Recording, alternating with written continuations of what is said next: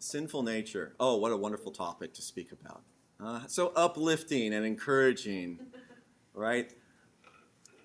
This is a four-part sermon that I'm going to divide into 2 Sundays. So today we're going to talk about the first part, or the first 2 parts, and first 2 points, and then the next sermon I'll cover points 3 and 4, raising children and individual sanctification.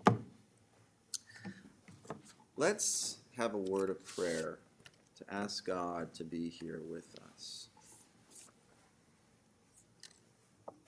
And then just before we do it, Harut, after the sermon, remind me, and I want you to come up, and we're going to talk about carpooling a little bit, okay? We'll do that again next week, so we'll just make 2 announcements each time. Let's go to prayer. Dear Heavenly Father, thank you for dealing with us sinful people, Lord. Thank you for loving us so much that you are changing us by the power of your Spirit, God. But may we also be wise, and may we understand what the current situation is, Lord. I pray for this sermon that you would help me to speak the words you want me to, and for the hearers that they would be able to perhaps learn something and also apply it to their own lives in assessing systems, assessing problems in the world, Lord. Pray this in your name. Amen. Okay, so here is my thesis for this sermon. It's that a lack of recognition of the sinful nature of man is responsible for many, if not most, of the great ills in society today. A lack of recognition of the sinful nature of man is responsible for many, if not most, of the great ills that we see in society today, across the world.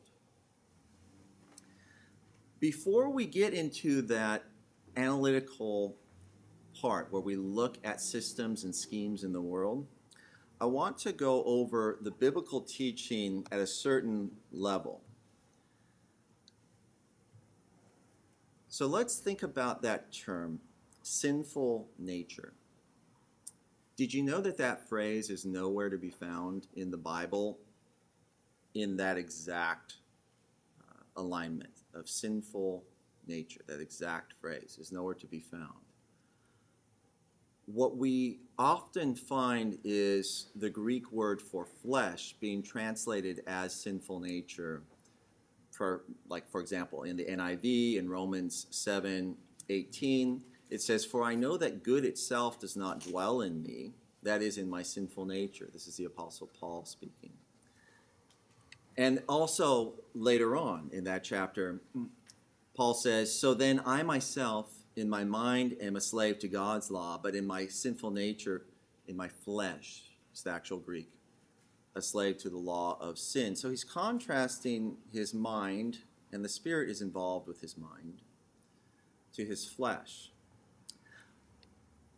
But the Bible seems to really teach this idea of a sinful nature that people are born with. And we can gather this from other texts that help us to understand what the flesh means. And there are even some that almost use the term sinful nature, like Ephesians 2:1-3. Derek, would you mind reading this for us in a nice loud voice? And you were dead in the trespasses and sins in which you once walked, following the course of this world, following the prince of the power of the air, the spirit that is now at work in the sons of disobedience, among whom we all once lived in the passions of our flesh, carrying out the desires of the body and the mind, and were by nature children of wrath, like the rest of mankind. Thanks, Derek. So, by nature, we were children of wrath. Now, by nature, if we're children of wrath, the wrath would be the punishment, and so it would have to be for sin. So by nature, there seems to be sin involved. And you use logical deduction And you get the idea of a sinful nature that people are born with out of this. Let's look at some other passages, starting with the New Testament, some passages showing man's sinful nature. Jesus speaks in Matthew 7:11, if you then, talking to just the crowds who are evil, know how to give good gifts to your children, how much more will your Father who is in heaven give good things to those who ask him? So we find examples throughout the different scriptures where even if it's not the main point of the scripture, it shows God's view of humanity. If we look back at Romans here, we can see that with our flesh, we are serving a law, the law of sin. That would seem to be like there is a rule or at least an inclination in the flesh of gravitating towards sin. And it's very strong in saying things like, nothing good dwells in me, in my flesh. Even if you have a desire to do what's right, there's that inability to carry it out when the flesh is in control. 2 Corinthians speaks about what happens when someone comes to know Christ. Tom, can you please read this for us? Therefore, if anyone is in Christ, he is a new creation. The old has passed away. Behold, the new has come. Now, why would you need to be a new creation if there was no old sinful self, some sort of sinful nature? If you had this nature that was relatively neutral, couldn't you just sort of work on the good end of your works, have those get increase? But the language is very radical. You need to jettison the old self and get the new self through Christ. We see this in other places like Romans 6:6, knowing this, that our old self was crucified with him in order that our body of sin might be done away with, so that we would no longer be slaves to sin. It's very strong language. The old self is a slave to sin. Now, is it only in the New Testament where we see this? Laura, what would you say? Are there Old Testament passages that show the sinful nature of man? Yes. Okay.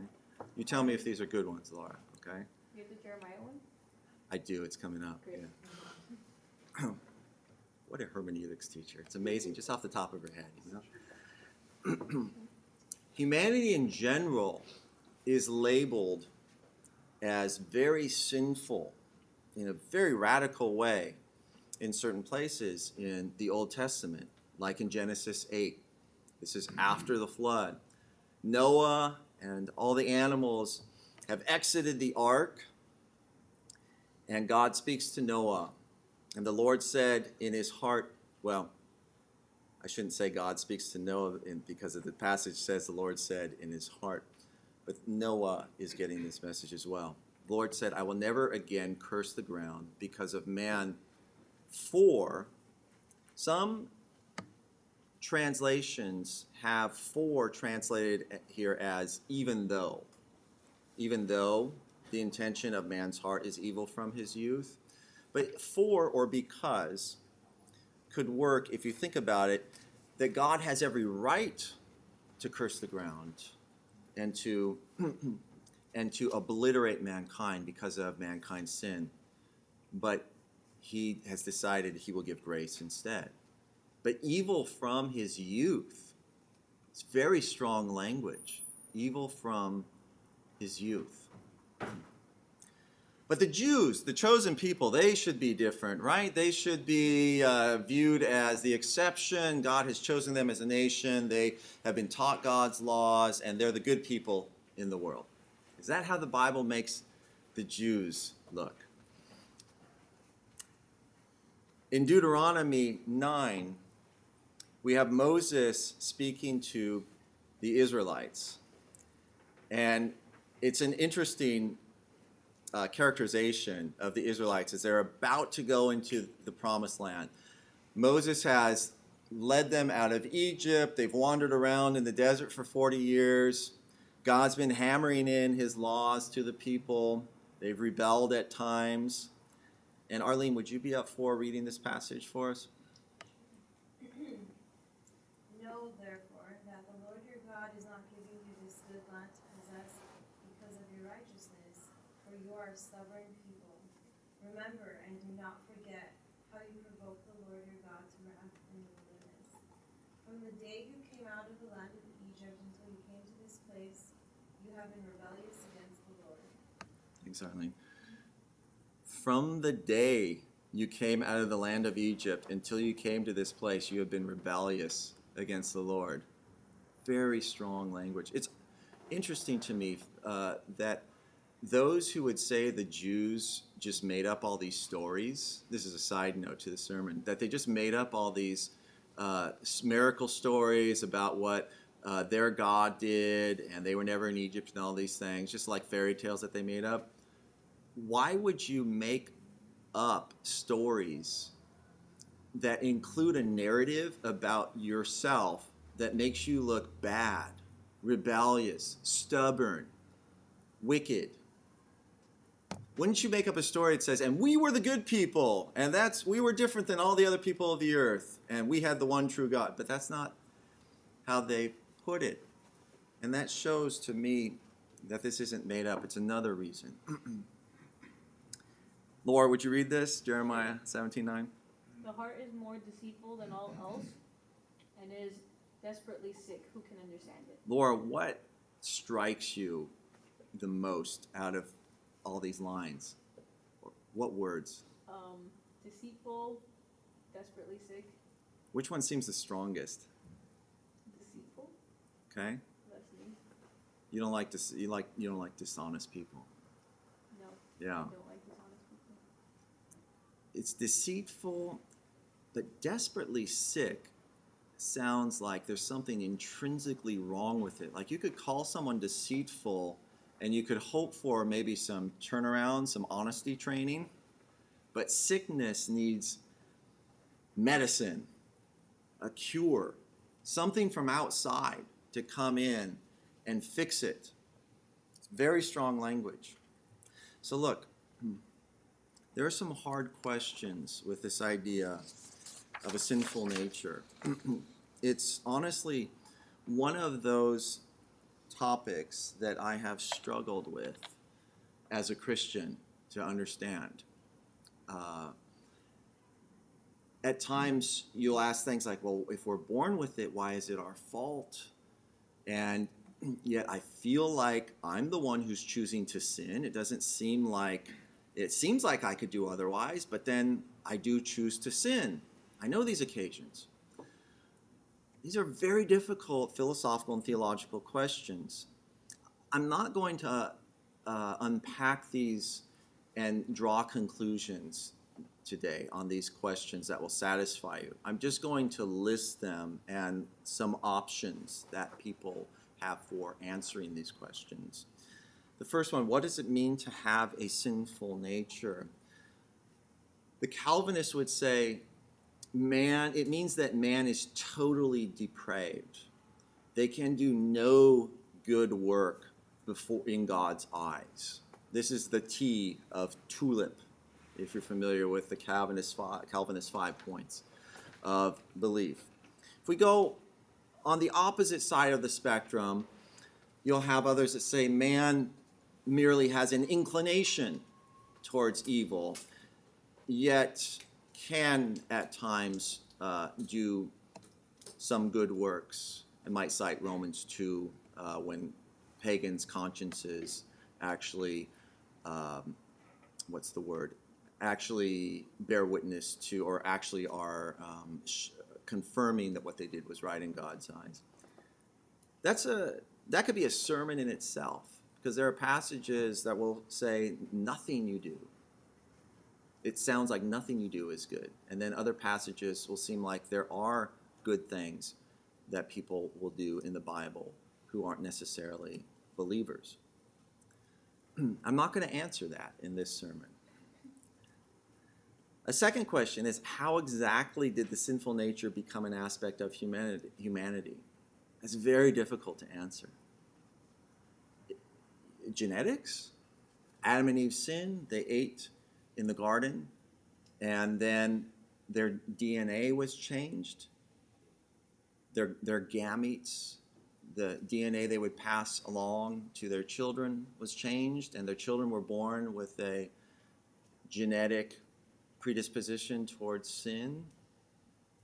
Or was it spiritual genetics? Do we pass on our spiritual leanings, our spiritual character to our children? Or was it simply separation from the Spirit of God? They walked with God in the garden. Paul talks about the flesh being in opposition to the Spirit, and that in order to please God, you must walk according to the Spirit. Are they away from the Spirit of God once they get kicked out of Eden, so they obey the desires of the flesh like an animal? These are hard questions. Whole books are written on these sort of things. This isn't my focus today. Let's say that you can't understand how the sinful nature became an aspect of humanity. Exactly. You don't know the answer. You don't even have your own position. And that you don't even know where you stand on this one either, exactly. So what? The sinful nature is a reality. That's the thing. Our purpose isn't today to figure out how mankind got a sinful nature and the specifics of what that means. But I would argue that the sinful nature of man can be proven empirically. That means like with evidence, like doing a sociological, historical survey of the actions of mankind. Ancient days, Middle Ages, modern times, contemporary times. It's still the same. You watch how people behave. Put them in situations where they can get away with sin without punishment. See what happens. It's interesting. With little children, and this isn't the sermon for this time, it's for next week. We'll concentrate more on it. With little children, after mama and dada, one of the most common words that they learn is no. And another word that comes quickly after that is mine. Do children share without being taught? We'll think about that next time. Seems like there's a problem, a sickness with humanity that, if unchecked, grows. It can grow into monstrous proportions. So today we are concerned with the effects of the sinful nature and how to best mitigate its impact, its negative impacts on society. Now, Christianity, I would say, is almost unique in recognizing the sinful nature of man. Eastern religions generally view man as having a neutral nature. If you look at Hinduism and Buddhism, you can choose good actions or bad actions, and one's evil actions they weigh you down with karma, bad karma we call it in the West, and that karma keeps you in the cycle of rebirth or reincarnation. And you have to, in your next life, try to reduce your evil works so that you can progress over time through multiple rebirths to an improved person, and one can become morally better over these lifetimes and finally perfected and attaining salvation, moksha, in Hinduism. And it's different in Buddhism in certain ways, but it still has that basic idea of karma and reincarnation. Even the two other great monotheistic religions, modern Judaism and Islam, do not accept a sinful nature of man. They teach that man has dual impulses, for good or for evil, and that man simply has the free will to choose one or the other. And of course, they're works-based systems, unlike Christianity, which is grace-based. There's when I've taught world religions, I had one interesting surprise. There's one religion that in part recognizes the sinful nature of man within Mahayana Buddhism. And that's not the original Buddhism, it's the one that was imported to China. There's a strand within that that looks at the ages of humanity. And within Buddhism, there's these really long epics. And they say, well, just in the particular epic we're in, it's clear that humanity is so bad that we need grace from this heavenly Buddha, which is also different than the original Buddhism. I forget the name of it. It's like Mahabhata or something like that, but it's a different name. I can't think of it at the moment. To get pure grace by chanting this God's name. So even in that system that's based on works, they look around and can see the desperately sick nature of humanity and say, this is our only way of escape if we get grace for our sins from the heavenly Buddha. So what I would say is that every institution or system or scheme or strategy in this world that does not recognize the sinful nature of man is doomed to failure. If you're going to train a dog and you want a dog to behave in a certain way, shouldn't you know how dogs innately behave? How they, what motivates a dog? Food, right? People train dogs with treats often. You have to know what a dog is like. What is the nature of a dog in order to come up with a system that will get the dog to do what you want it to do. Am I right? Okay, so it's the same thing with humans. If you're going to create a system that's going to be successful, a system that involves human beings, you better know the nature of a human being. That's your starting point. History proves this, that a wisely crafted institution or system will recognize the sinful nature and then implement a strategy to mitigate against it, to keep it in check. So we're going to look over the course of this sermon and the next sermon at systems of government, raising children, and individual sanctification. Systems of government, raising children, and individual sanctification.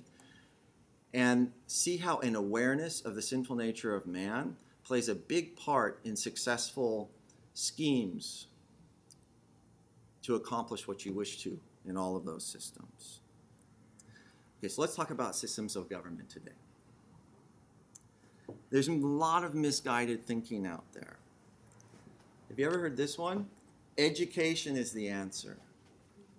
I hear it all over TV, right? Education is the answer. It sounds so nice, doesn't it? It's so uplifting and optimistic. Just educate people, and they'll be good. They'll be good people. Here's a question for you. Are the educated people, are all of them good? Are the most educated necessarily the best people in this world? If you think of certain Wall Street folks who have been corrupt in their dealings, have you ever noticed that some of these people have gone to Harvard, Yale, these really high-level Ivy League schools around the world? You can have an MBA from Harvard and be one of the most corrupt people ever, and you can do it well because you're smart and you've had the education to do so. The devil's pretty smart too, actually.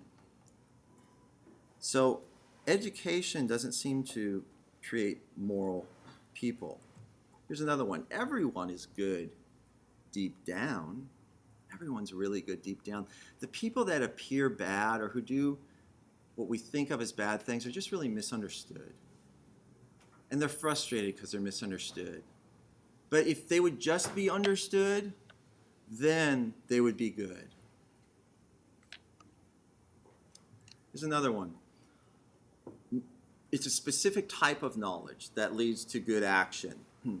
Moral knowledge. So if you just teach people to be good, they will inevitably be good.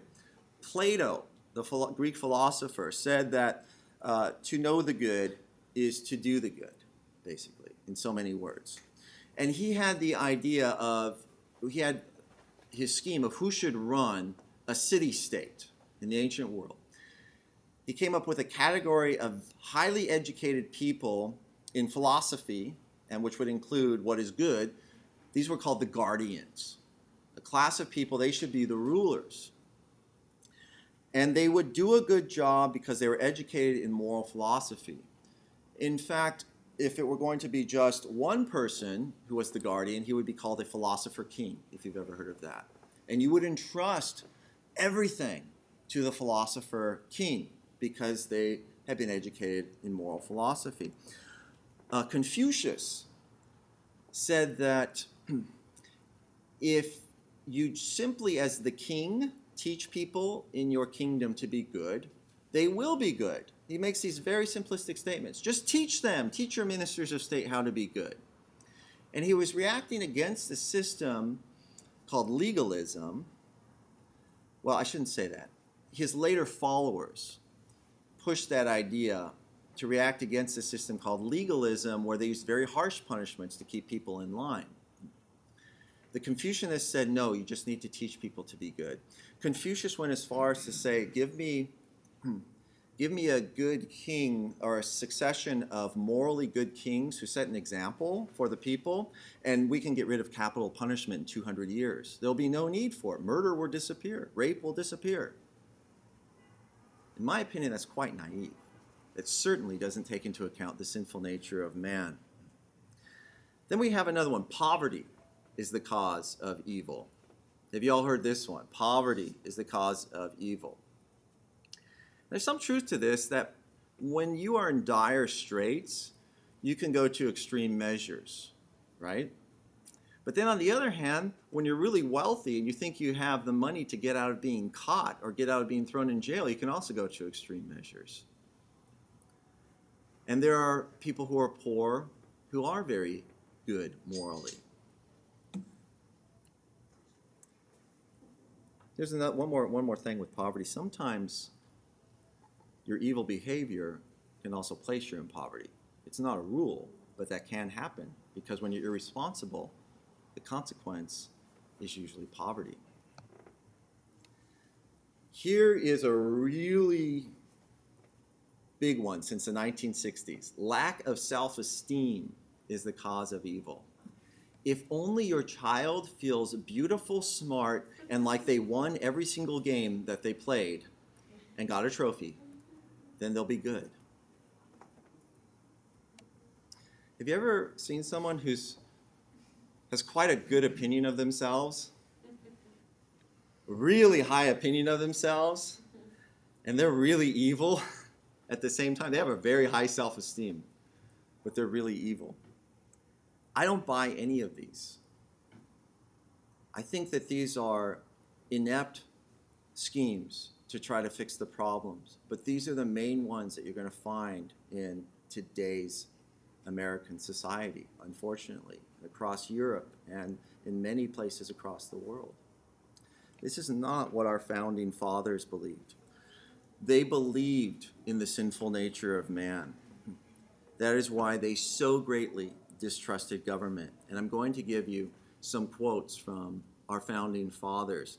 They put together a system that was to mitigate the sinful nature.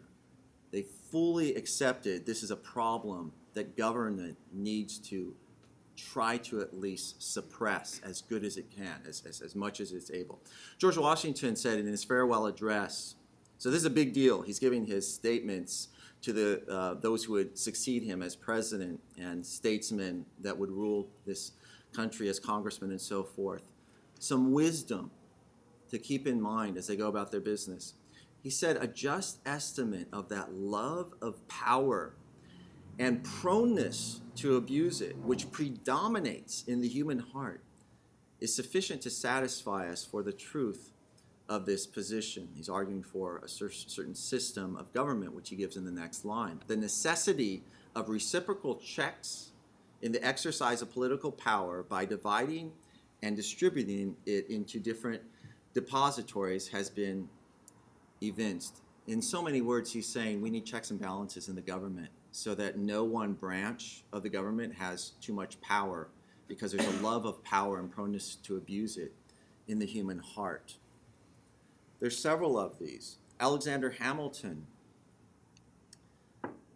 wrote in the Federalist back in 1788 of the folly and wickedness of mankind. That's all I want you to get out of this quote. That it was in passing. It was something he took for granted when speaking about such issues. Another time he mentioned the ordinary depravity of human nature. Thomas Jefferson. Now, Jefferson is labeled a deist. And deism, properly speaking, does not accept the fallen, sinful nature of man. And yet Jefferson, like the other so-called deist, Benjamin Franklin, weren't really consistent deists in many ways. And Jefferson wasn't on this question either. He said, in questions of power, let no more be heard of confidence in man, like we're going to just trust men to do the right thing in government. But bind him down, bind man down from mischief by the chains of the Constitution. We need a system of governance that mitigates against the schemes of man, the evil schemes of man. Madison said ambition must be made to counteract ambition, because man's full of ambition for himself. The interest of man, his self-interest, must be connected with the constitutional rights of the place. It may be a reflection on human nature that such devices should be necessary to control the abuses of government. Government, given all the power, will start to abuse its power. Why? Because what is government itself but the greatest of all reflections of human nature? Government is made up of people. And so if people have the sinful nature and ambition, personal ambition, when they make up a body of government, that ambition goes along with them. So here were the principles that the founders laid down to mitigate against the sinful nature. Limited government, first of all. That if government itself gets too big and it's full of people who have unfathomable power over the populace's life, they will abuse that power because they're just people. So the government needs to be limited. It only has the purpose of securing the natural rights given by God, the natural rights of the populace. That there's checks and balances. There is the legislative branch, representatives of the people. There's the executive branch, which has some checks, like the veto power of the president over legislation. And you've got the judiciary as well, the judicial branch, so that they can hold each other in check. And this comes from the Romans. You read Polybius on the Roman Constitution, and they recognized this, and they were pagans. They knew that this was the best mechanism of having a successful government because of the abuses they saw, because of the sinful nature of man. The framers put in a system that made the individual accountable for his or her own actions. Accountability means you suffer the consequences. You're responsible for your actions. If you do something that is good, you are rewarded for it in the system. If you do something that is evil towards others, or if you're irresponsible in your own finances, you suffer the punishment for it. The government isn't your babysitter. And capitalism is really centered on that foundation of the sinful nature of man. That is the rock of capitalism in many ways. Understanding that people are selfish, that people will work hard only out of their own self-interest. What do I get out of it? When do I get paid? That they'll work hard, and if everybody works hard for their own self-interest, you'll have a booming economy, and it'll be good for everybody. But there's no pretensions about you're going to work really hard for the good of the whole, and we'll all get evenly distributed income. So there were some socialist experiments throughout this world that will show us that ignoring the sinful nature of man results in disaster. Let me give you some examples, if I might. In 1848, there were a whole bunch of revolutions across Europe. It's not something that most of us have studied unless we've taken a Western Civilization II class in college. One of these happened in France. The king was put off of his throne, and the provisional government put into place the theory of this socialist, Louis Blanc. That's my best French pronunciation. Louis Blanc. Oh. So Louis had this idea from years before that people had a right to work and that the government needs to make sure that that right exists. Now, if there's a right to work and the government guarantees it, don't you have to get paid when you work? So who's going to pay them? The government. So that means it's a right to income. And so this provisional government, after the king was gone, adopted the scheme and guaranteed work. And they established these national workshops that were controlled by the workers. And Blanc's idea was that these workshops would take over the entire economy in France, and it would create this utopian socialist society. Everybody shares evenly in the profits, the decisions are made together, and so forth. It was a complete disaster.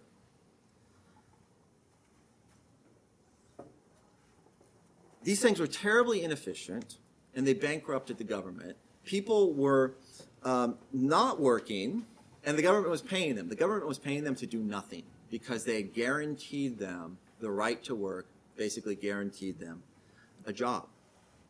Let's look at some other examples.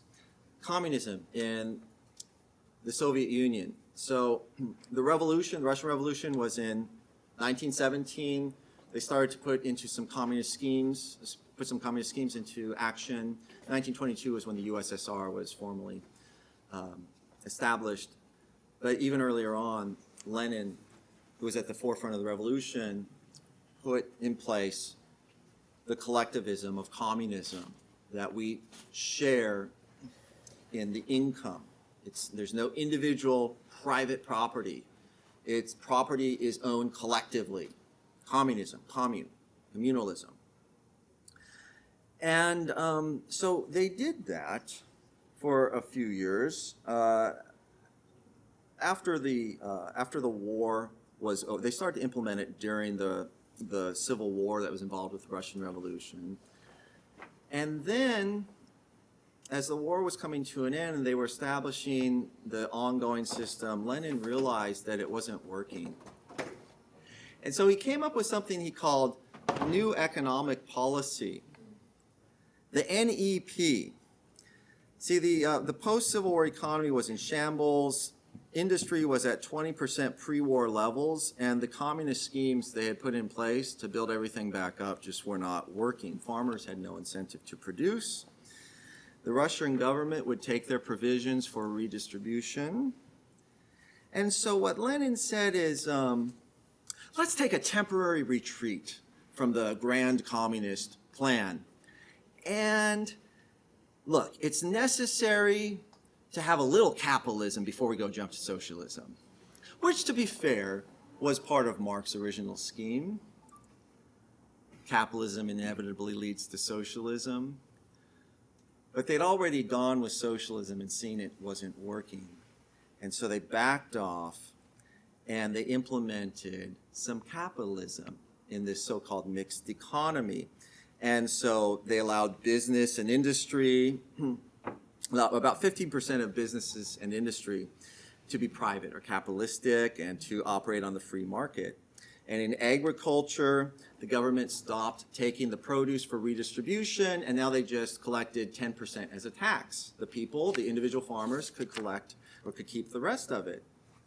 And what was funny is in 1922, the first year of this new system with this 10% tax, that 10% of the harvest that went to the government actually equaled 50% of the grain that these farmers gave to the government during the forced requisition.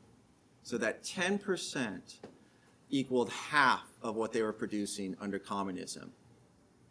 It's the power of the free market based upon self-interest, which is based upon a reality of the sinful nature. Because communists didn't believe in the Bible. They didn't believe in the sinful nature. Hell, they didn't even believe in God. That was not a bad word. That was an appropriate usage, I believe. Because that's where these ideas came from.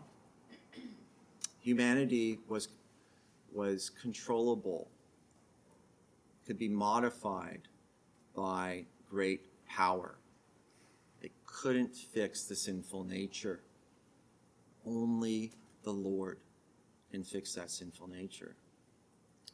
It was funny at the time because this was a big problem for Lenin in Russia, as the New York Times reported in this article I'm showing about his new policy. It says, but reversal of most of their theories, the communist theories, puts severe strain on communists, like, should we be doing this, Lenin? This is okay, this is capitalistic. But they were forced to because of the reality of the sinful nature. Now they went back to the communist plan, and Stalin really pushed that forward in the 1950s, or earlier than that, from the 30s and on up. But it didn't work in the long run. And the Soviet Union eventually fell, as some of you are very well acquainted with. It created, this communist system created incredible economic stagnation. Almost half of the labor force was in agriculture, as opposed to Europe and the US that had grandly industrialized and mechanized farming, so that a very small percentage was still in agriculture. There was low productivity. I love this quote. It's a famous quote of what the people would say in the Soviet Union. Who's got a Russian accent? Who can do a Russian accent in here? You can do? No. I was going to say, somebody from Cuba actually said the same thing. Oh, really? Yeah. Come on, who can do a Russian accent in here? They pretend to pay us. We pretend to work. There we go. Or you can do an Armenian one. Yeah, do an Armenian one. A little bit louder, though. Somebody else can do it, but everyone's grandparents who went through that Yeah. understand that. They pretend to pay us, we pretend to work. Everyone's guaranteed a job. You're going to get paid basically whether you do it with fervor or not. And so it results in people taking all day to do something that could have taken them 15 minutes. And it resulted in a stagnant economy that had a lack of supplies, lack of food. Did any of you have bread line, or did your grandparents ever talk about bread lines in Armenia? They got a voucher to go to the store. Right, a voucher. And they gave him this wet, damped bread because it was way heavy on the scale, and that would kind of pass for, but that's enough for your family. Right, and you have to wait in this long bread line just to get it. You know, thank God, in this country we don't have that. We're just booming with bread. You can get every type you can think of. You could buy 100 loaves of bread if you wanted at Vaughn's one day. So that's because our founders set up a system with the sinful nature in mind.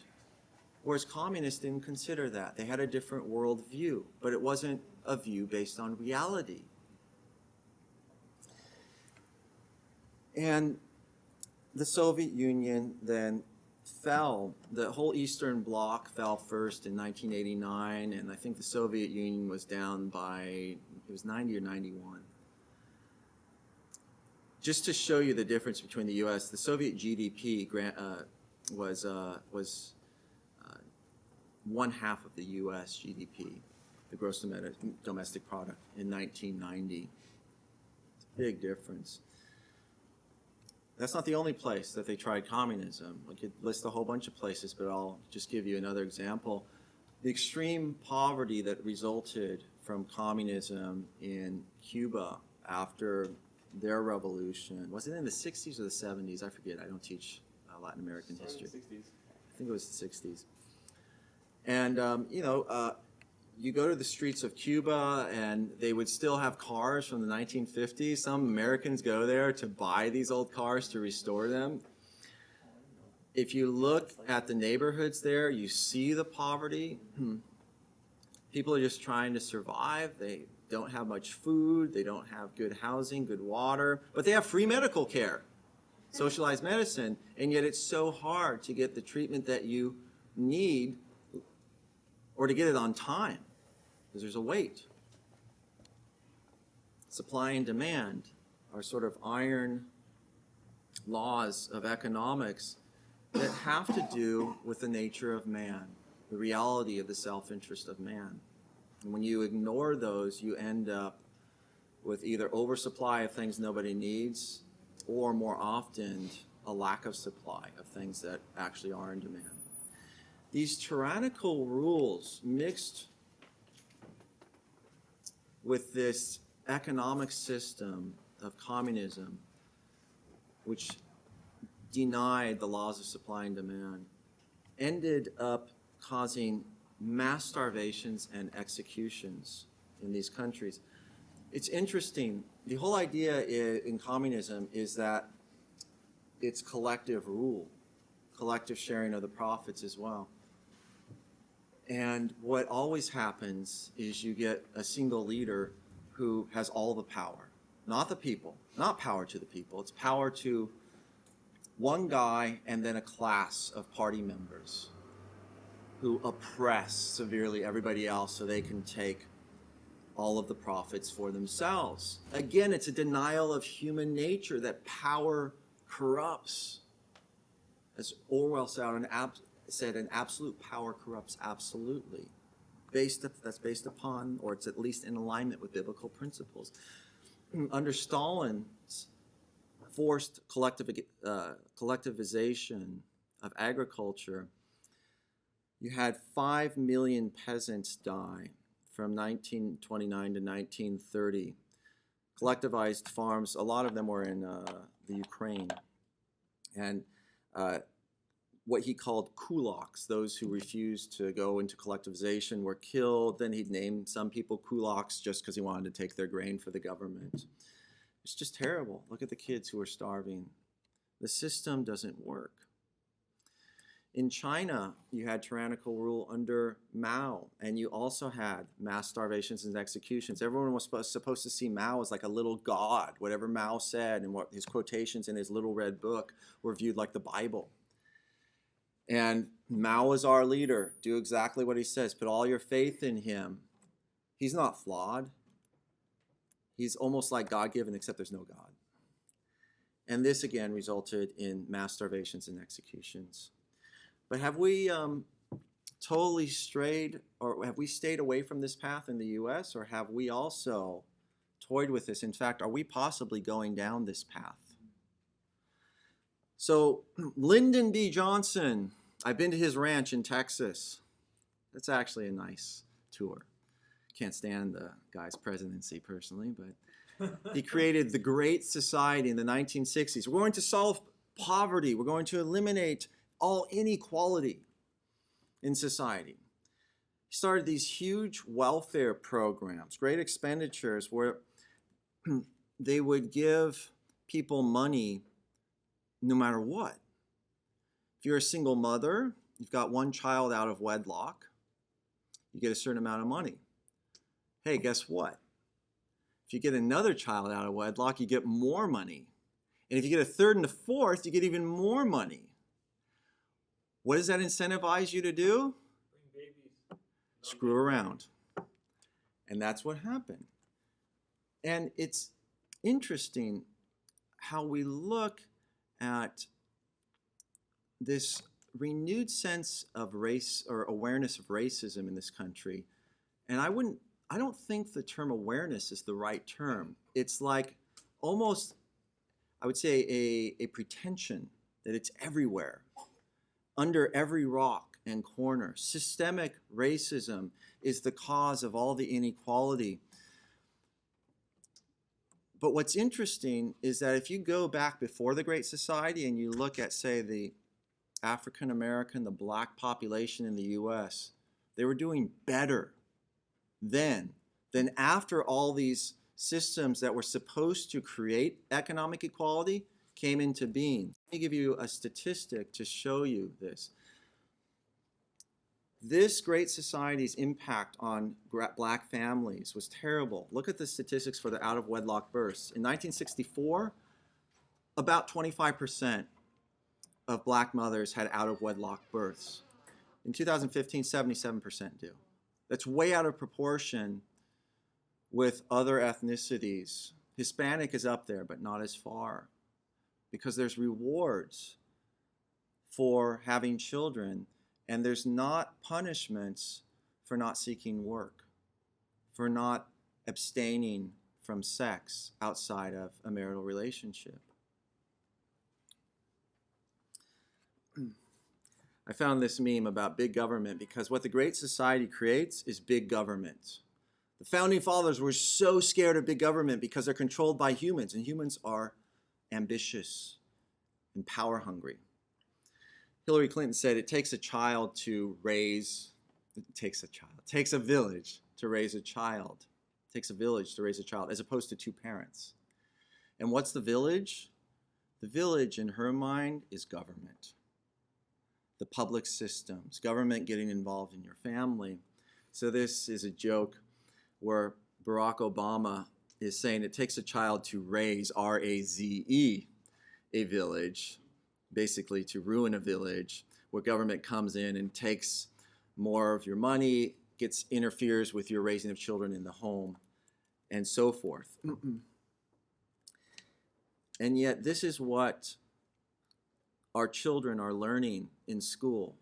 I guarantee you this is what they're learning. What's the answer to all of our problems? Well, let's see what the cartoon says. How was your civics test today, says father. It couldn't have been easier, says the son. Government was the solution to all the questions. What are the problems in society? What's government? It must be government to fix it.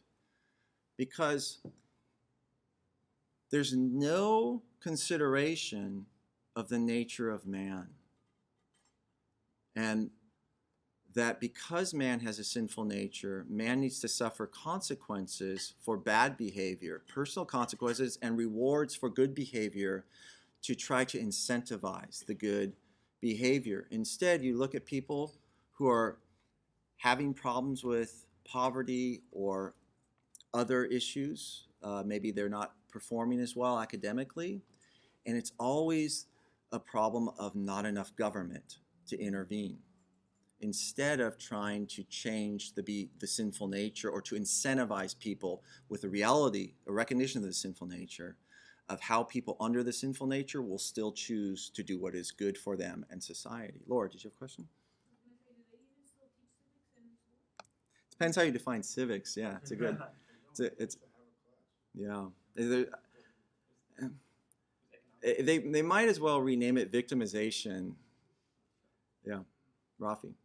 I have two questions for you. Let's do one. Okay, one. A lot of the stuff you're bringing up right now, if you look in the 60s and 70s, there's a guy called William F. Buckley Jr., Yes. Barry Goldwater, Yeah. who ran for president against Johnson. Yeah.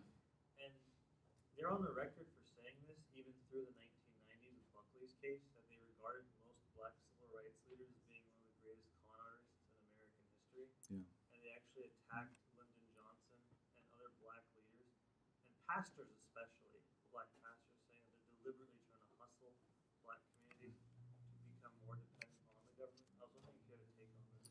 Well, what I would say is that, that's some insight back then. It's prophetic. Martin Luther King was known to cheat on his wife all the time. Well, let's stop with that. No, but let's stay on the point here.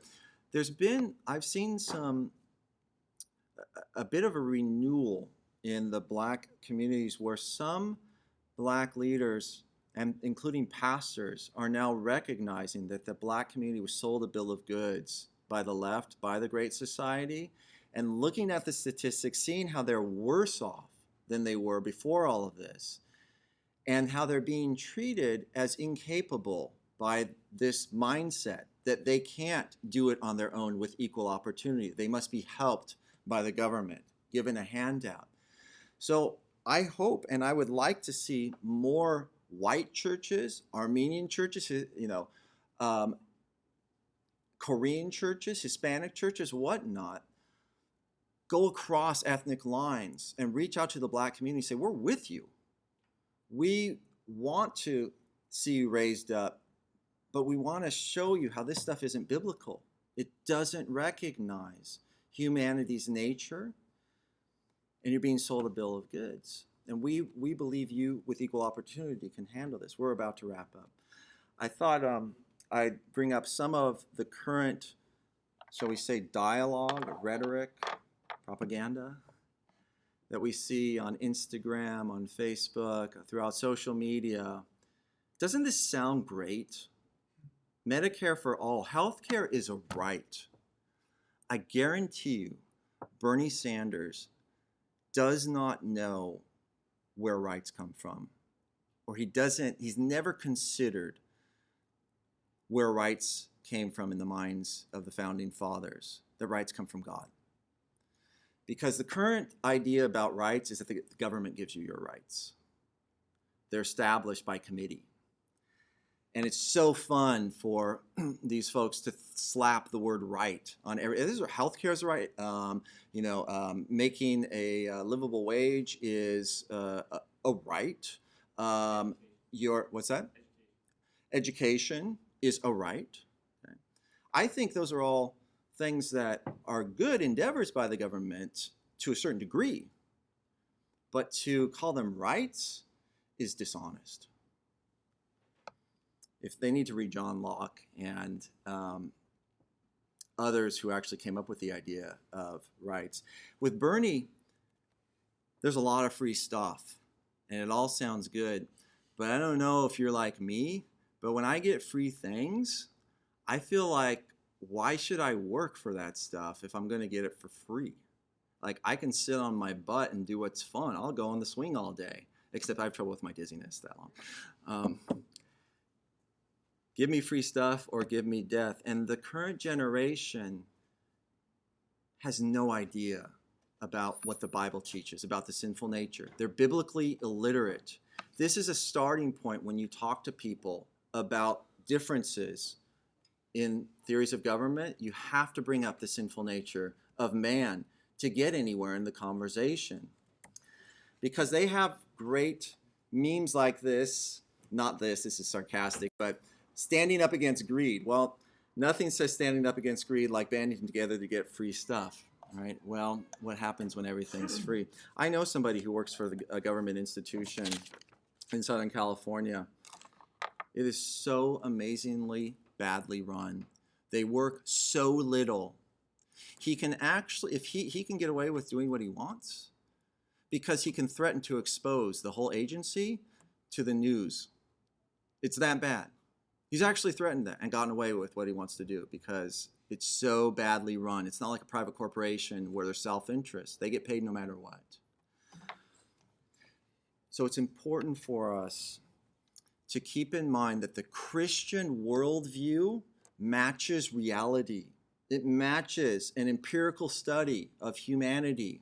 Don't be afraid to bring the Bible into a political conversation because the Bible has it right. It matches the facts